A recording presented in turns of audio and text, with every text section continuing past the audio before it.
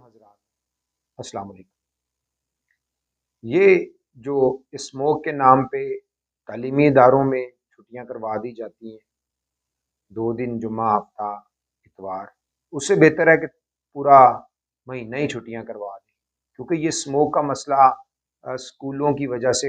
اگر خراب ہے تو اسکول بند ہو جائیں گے، تو یقیناً جو اسموک ہے وہ کم ہو جائے گی، ہوا کی کوالٹی بہتر ہو جائے گی۔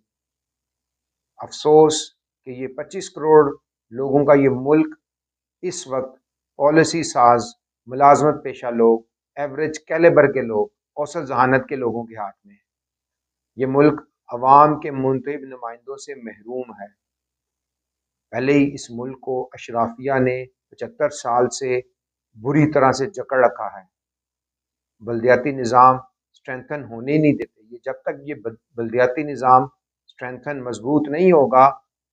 ہمارے جو عام آدمی کی زندگی میں آسانیاں نہیں آئیں گی۔ یہ ہمیں کرنا ہوگا، ہمیں اٹھنا ہوگا اپنے حق کے لیے، اپنی آنے والی نسلوں کے لیے، ورنہ تو یہ جو تجربے کرتے ہیں، ڈرائنگ رومز میں بیٹھتے ہیں، کنٹرول ٹمپریچر میں ہمارے تقدیروں کے فیصلے کرتے ہیں، جن کے بچے اسموک کے نام پہ اب 3 دن چھٹیاں کریں گے تو منڈے ٹیوزڈے کو ویسے ان کا دل نہیں کرے گا، جب دل کرنے لگے گا تو اگلے دن پھر چھٹیاں شروع ہو جائیں گی۔ اس بنیادی مسئلے کو سمجھیں کہ یہ مسئلہ ہے کیا۔ یہ مسئلہ تو پرابلم کریٹ حکومت کی اپنی غفلت کی وجہ سے ہے، کیونکہ سرکاری ملازمین عوام کو تنگ کرنے کی تنخواہ لیتے ہیں، میرات لیتے ہیں، پینشنز لیتے ہیں، پورا ملک، پوری ہمارا جو بجٹ ہے وہ ان پینشنز میں چلا جاتا ہے۔ یہ سرکاری ملازمین سفید آتی ہیں، یہ سرو کے درخت ہیں، اعلیٰ سرکاری ملازمین سرو کے درخت ہیں، میرات لیتے ہیں، تنخواہیں لیتے ہیں، پینشن موجے اڑاتے ہیں، ان کے بچے بیرون ممالک میں پڑھتے ہیں اور یہ چائے پانی کے نام سے اپنی جیبیں بھرتے جا رہے ہیں۔ اور ایسے جو پالیسیز بنا رہے ہیں جس کا عام آدمی کی زندگانی سے کوئی تعلق نہیں ہے، تو یہ اسموک تو چلتی رہے گی، کیونکہ ہم تو درخت دشمن ہیں، ہم نے درخت کاٹ دیے، جہاں پہ درخت کاٹ دیے وہاں پہ ہم نے اپنی جو سرسبز شاداب کھیت تھے ان کی جگہ ہاؤسنگ سکیمز کھڑی کر دی، ہاؤسنگ کالونیز بنا دی پیسہ بٹورنے کے لیے، اور پھر ہم جو سڑکیں ہیں وہ ٹوٹی پھوٹی کر، سڑک بننے کے مراحل میں 6-7 مہینے سڑک کے اوپر اتنی ٹریفک چلتی ہے، آپ بڑے بڑے شہروں میں دیکھ لیں، کسی جگہ پہ دیکھ لیں، آپ کو یہ بڑی آسانی سے یہ چیز نظر آئے گی، سڑکوں کے کناروں پہ ڈسٹ ہے، کوئی انتظام نہیں ہے، کوئی ایسا نہیں، وہ اڑتی ہیں، وہ ہوا میں چلی جاتی ہیں۔ تو آج کل یہ ہوتا ہے کہ جو دن دوپہر کے درجہ حرارت میں اور رات کے یہ جو شام کے بعد جو درجہ حرارت ہے اس میں سڈن چینج آتی ہے، ایک دم تبدیلی آتی ہے، جس کی وجہ سے کیا ہوتا ہے کہ جو بخارات ہیں وہ سسپینڈ کر جاتے ہیں، وہ جو مٹی اور ہوا میں دھواں اور ڈسٹ پارٹیکلز جو بھی جو موجود ہیں ان کے ساتھ وہ تعامل کر جاتے ہیں،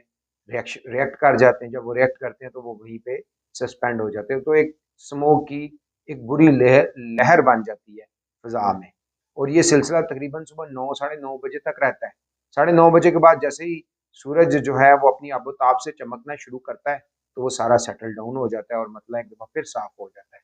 تو انہوں نے پالیسی یہ بنائی، چونکہ اسموک تو سکولز کی وجہ سے ہے، اسکول کے بچے تو سکولز نہیں جائیں گے تو پھر کیا ہوگا، پھر اسموک نہیں ہوگی کیا، وہ دھواں چھوڑتی گاڑیاں، جو فیکٹریوں کی چمنیاں ہیں اور جو ڈسٹ پارٹیکل یہ ٹوٹی پھوٹی سڑکوں کی وجہ سے ہیں، فضا میں معلق ہو چکی ہیں، ان کو کیسے کریں گے۔ محکمہ موسمیات والے تو کہتے ہیں مصنوعی بارش سے کوئی فائدہ ہی نہیں ہونا، تو خدارا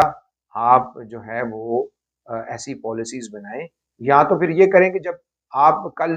جمعہ ہفتہ اور اتوار جب آپ چھٹیاں کرا رہے ہیں تو تقریباً